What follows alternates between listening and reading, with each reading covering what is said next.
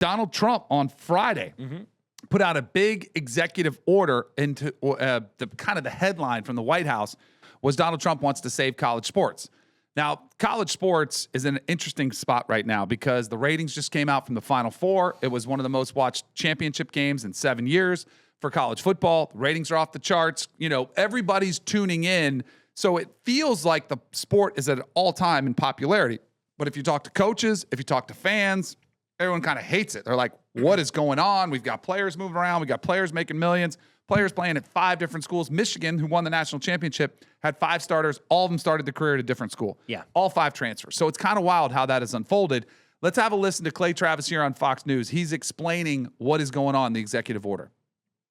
President Trump got it right, and the major conference commissioners have all almost immediately endorsed his major changes or the things that he thinks need to happen in college athletics to return some sanity to the sport. The 3 that stood out to me the most and I think are the most key, 5 years to play 5, 1 free transfer without sitting out, and no players can return after going to the pros. There are many others, and I know the president is watching likely right now or will see this. What I would encourage him to do is use his executive authority like he did when it came to investigations of colleges and universities and say, hey, if you violate these rules, I'll withhold federal dollars from your athletic programs. Now, we still need Congress to act. In particular, we need them to give college NCAA authorities an antitrust exemption so they can put rules in place. But I really think if the president put up a truth and he said, this is the rule of law and I will withhold federal dollars from any athletic department in the country that violates the precepts of these rules as we await Congress's ratification of them, I think it would have a really transformative effect almost overnight. We saw it happen in other aspects of his executive orders, men not in women's sports, for instance. I think if he did that, it would immediately start to fix even more many of these issues.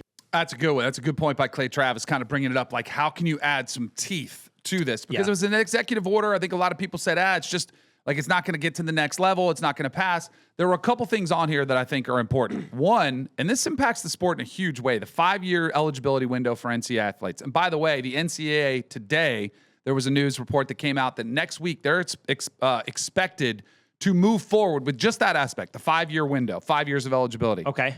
Well, my one question on that one is I love 5 to play 4 or 5 to play 5, but I don't know how much I love that. I like it where the clock starts the day you enroll. Because there are people who do have particular set of circumstances. A guy like Paul Skeens who went to serve first. You know, a couple of guys who go in, maybe they play another sport first.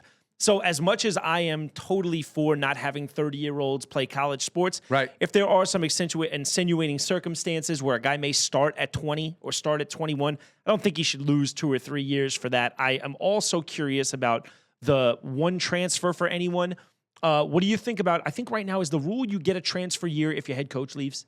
Is that a you rule? can transfer anytime you want now. So you don't even have to have it. You can transfer every year. Doesn't matter. Yeah, I think maybe that's a caveat I'd put in. Like if you went there to play for Jimbo and Jimbo retires after year 1, or he leaves, I think maybe you let me go. Yeah, I think something like that is kind of probably something that would be helpful. So the 5 for 5, there are 3 exemptions that you can start your clock later because as of now, it's 19 or the minute you graduate high school, whichever one starts earlier. It says 3 exceptions. Military service. Perfect.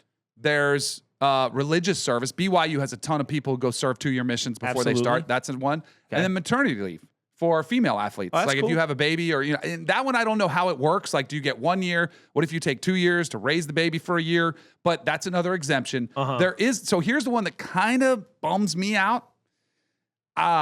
We won't see Chris Wenke again. Because Chris Wenke signed and played professional baseball, minor leagues, probably 5 years, 6 years, and then he was a 27-year-old. Brandon Whedon's another one. There have been others that have gone that route, but it's just like they're like, sorry, not sorry. The other thing you will not see anymore, there's no more red shirting.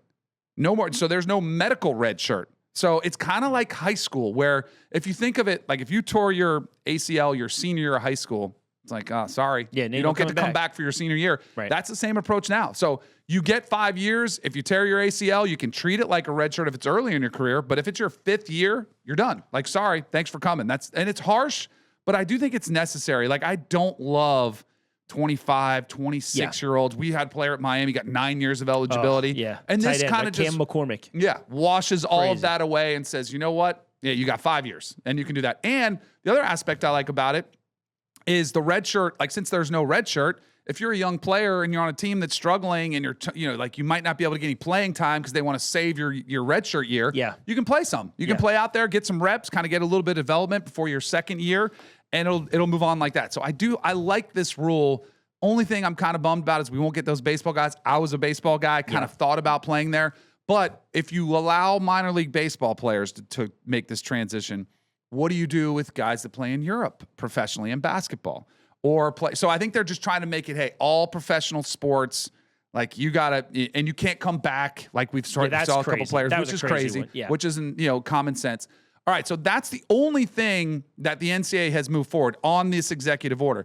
The other thing, what you mentioned about the transfer portal, which I would love to see this implemented. So it's one transfer, and then if you go a second transfer, you have to sit out a year. And by the way, you lose a year of eligibility in that 5-year window. I mean, that was always the rule prior, right? Like that was the rule prior. That's what I thought when I read all this. I'm like, oh, so he pretty much put it back to what it was before, with the exception of giving the one free. Which I do think, like, I don't want to see. I see all the time.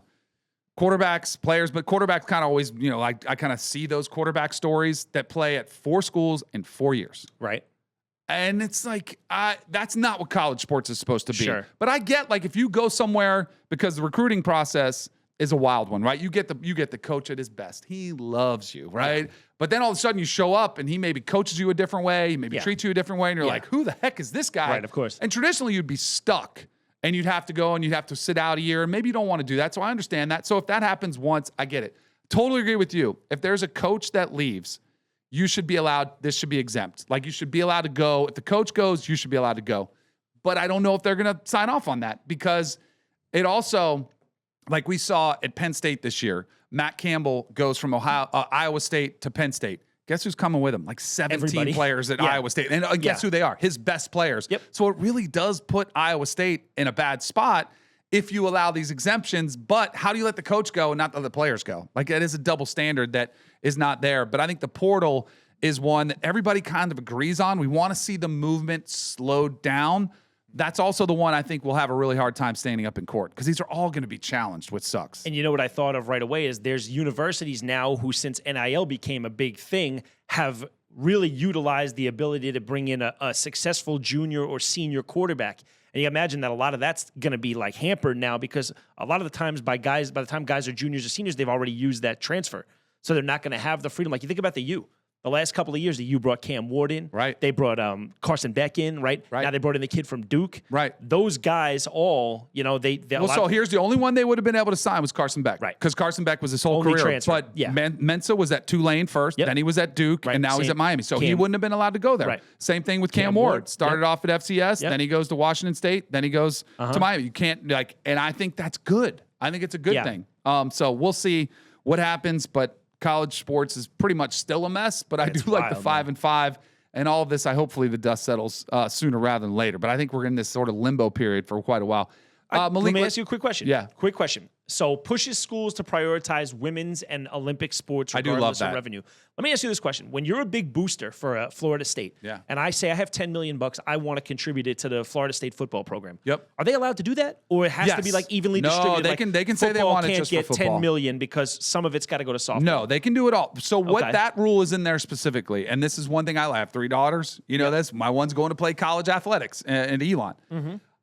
A lot of schools, as this kind of new era has transitioned and we're seeing more money spent on football and they're having to build collectives and they're trying to, a lot of schools have canceled women's programs in order to support the football team. Yeah. And that's what I don't want to see. And I think that's the reason this is in there is it doesn't even say pushes schools to prioritize. I think that's the wrong wording. It says you cannot eliminate them, that was one I do think he said he would threaten federal funding. If you do away with some women's sports, then you're in trouble, which I think is a great thing. I think it's cool. Because I want them to have the opportunity. Now, I don't think that you should have to pay the tennis player $1 million because you're paying the starting quarterback $1 million.